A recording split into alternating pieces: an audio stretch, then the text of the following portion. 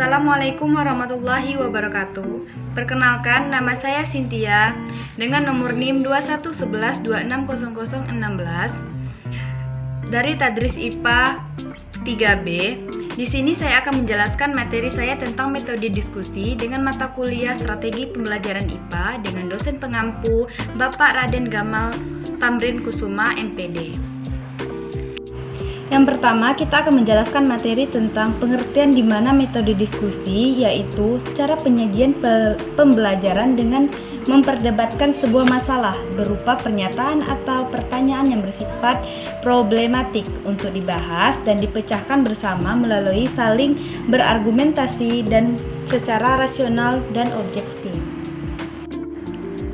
Dari pengertian tadi, dari metode diskusi juga memiliki beberapa tujuan. Yang pertama, dengan metode diskusi mendorong siswa untuk menyalurkan kemampuannya untuk memecahkan masalah tanpa selalu bergantung pada pendapat orang lain. Terus yang kedua, siswa mampu menyatakan pendapatnya secara lisan karena hal itu perlu untuk melatih kehidupan yang demokratis. Dan yang ketiga, diskusi memberikan kemungkinan kepada siswa untuk belajar berpartisipasi dalam berbicara, memecahkan suatu masalah bersama. Setelah penjelasan dari tujuan tadi, ada pun beberapa manfaat metode diskusi. Yang pertama, siswa memperoleh kesempatan untuk berpikir. Terus yang kedua, siswa dapat pelatihan mengeluarkan pendapat, sikap, dan aspirasinya secara bebas. Terus yang ketiga, siswa belajar bersikap toleran terhadap teman-temannya, menghargai pendapat teman-temannya. Terus yang keempat, diskusi dapat menumbuhkan partisipasi aktif di kalangan siswa. Terus yang kelima, diskusi dapat mengembangkan sikap demokratif, dapat menghargai pendapat orang lain.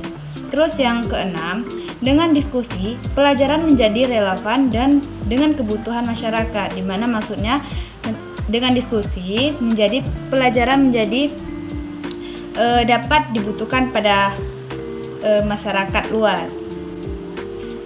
Terus adapun beberapa jenis metode diskusi. Ada yang namanya diskusi kelas. Yang pertama, diskusi kelas. Di mana yang dimaksud dengan diskusi kelas yaitu proses pemecahan masalah yang dilakukan oleh seluruh anggota kelas sebagai peserta diskusinya. Terus yang kedua, metode diskusi kelompok kecil. Nah, dimaksudnya di sini dengan membagi siswa dalam kelompok-kelompok dengan misalnya berjumlah anggota 3-5 orang. Terus yang ketiga, jenis yang ketiga yaitu simposium. Simposium adalah metode mengajar dengan membahas atau memecahkan persoalan dipandang dari berbagai sudut. Terus ada yang keempat. Yang keempat adalah diskusi panel. Diskusi panel yaitu pembahasan suatu masalah yang dilakukan oleh beberapa orang, penulis, petinjau, dan biasanya terdiri dari 4-5 orang di hadapan audiens. Terus yang kelima, ada yang namanya booth group. Bentuk diskusi ini terdiri dari 3-4 orang peserta. Yang keenam adalah syndicate group. Di sini juga dibagi beberapa kelompok, mulai dari 3-6 orang. Terus ada yang ketujuh ada informal debat. Di sini maksudnya yaitu terbagi menjadi 2 tim.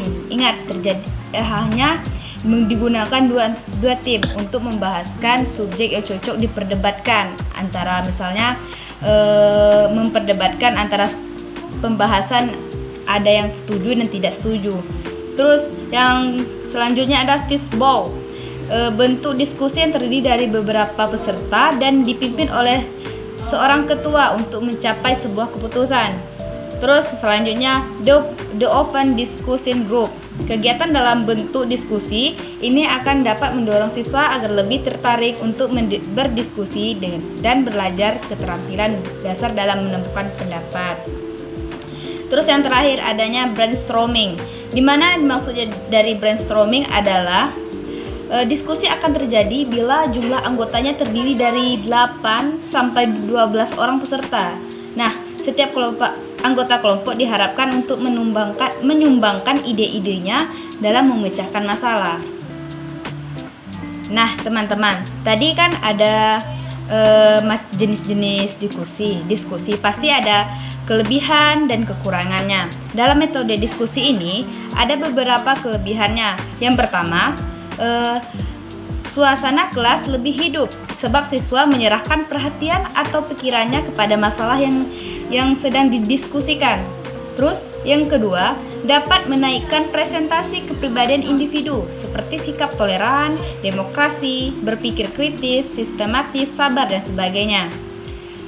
Yang ketiga, kesimpulan diskusi mudah dipahami siswa karena mereka mengikuti proses berpikir sampai pada proses kesimpulan. Terus yang keempat, adanya kesadaran para siswa dalam mengikuti dan mematuhi aturan-aturan yang berlaku dalam diskusi merupakan refleksi kejiwaan dan sikap mereka untuk berdisiplin dan menghargai pendapat orang lain. Terus yang kelima, membantu murid dalam mengambil keputusan yang baik, di mana siswa ini dituntut untuk memilih di mana pendapat yang baik dan pendapat yang salah. Tapi dalam hal menghargai pendapat orang lain.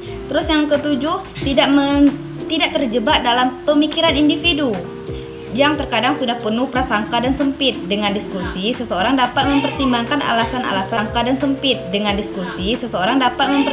alasan-alasan berpikir orang lain. Dalam artian, mereka harus menghargai pendapat orang lain, tidak selalu membenarkan pendapat pribadi. Terus adapun kekurangan dari metode diskusi adalah yang pertama, kekurangan atau kelemahan metode diskusi mulai kurangnya berpartisipasi secara aktif dalam diskusi, acuh tak acuh, tidak suka ikut tanggung jawab terhadap hasil diskusi. Yang kedua, meramalkan hasil yang ingin dicapai karena penggunaan waktu yang terlalu panjang. Terus yang ketiga, para siswa mengalami kesulitan mengeluarkan ide-ide atau pendapat mereka secara ilmiah dan sistematis. Nah, teman-teman, dari penjelasan saya tentang metode diskusi dapat kita simpulkan bahwa dalam pembelajaran metode diskusi ini sangat berperan di mana siswa sangat diajak aktif dalam menyampaikan argumennya dan opini-opini yang mereka miliki.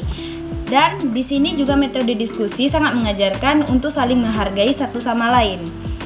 Dalam pembelajaran, metode diskusi ini sangat berpengaruh pada kepribadian serta karakteristik pada siswa.